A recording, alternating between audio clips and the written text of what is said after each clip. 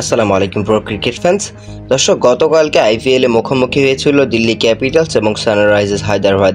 সেখানে শুরুতে ব্যাট করতে নেমে রেকর্ড গড়া রান করেছে তারা। গতকালকে 266 রান করেছে, আর এবারের আইপিএলে টানা 3বার কিন্তু তারা 250+ রান করলো টি-20 ক্রিকেটে। আর সানরাইজার্স হায়দ্রাবাদ কিন্তু এবার অনেক বেশি রেকর্ড গড়েছে এবং রেকর্ড ভেঙেছেও। কারণ আইপিএল এর পাশাপাশি কিন্তু পাওয়ার প্লেতে যে রেকর্ড ছিল বিশ্ব ক্রিকেটে, সেই রেকর্ডটাও ভেঙে দিয়েছে সানরাইজার্স হায়দ্রাবাদ। 2017 সালে ইংল্যান্ডের ঘরোয়া লিগে যে রেকর্ডটি ছিল 106 রানের পাওয়ার প্লেতে, সেই রেকর্ড ভেঙে নতুন রেকর্ড গড়ল হায়দ্রাবাদ। 125 রান হয়েছে পাওয়ার প্লেতে।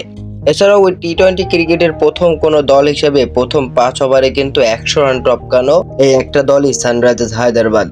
এছাড়াও সানরাইজার্স হায়দ্রাবাদের ব্যাটিং করার সময় আমরা বেশ কিছু দৃশ্য দেখতে পেরেছি। তার মধ্যে অন্যতম হলো বল বয়রা কিন্তু হেলমেট পরেছিল।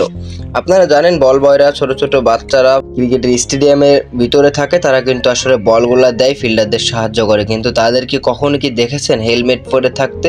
না, আমি কি প্রথম দেখলাম টি-20 ক্রিকেটে এতটা বিধ্বংসী ব্যাটিং করছে যে সানরাইজার্স হায়দ্রাবাদ, যে কারণে বল বয়রাও কিন্তু হেলমেট পরে খেলাটা দেখছিল বা ফিল্ডারদের সাহায্য করছিল।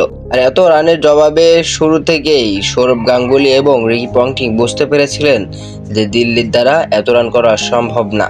কেননা টার্গেটে এত রান করা কখনোই সম্ভব না, আর সেটা সম্ভবও হয়নি। শুরুর দিক থেকে উইকেট যাওয়া শুরু করলো দিল্লি ক্যাপিটালসের। তবে জ্যাক ফাসের দুর্দান্ত ভাবে এগিয়ে নিচ্ছিলেন এবং অভিষেক পরাল, তারা দুজন যেভাবে এগিয়ে নিচ্ছিলেন তাতে মনে হচ্ছিল একসময় যে সানরাইজার্স হায়দ্রাবাদ যদি জেতে তাহলে অল্প কিছু রানের বিনিময়ে জিতবে।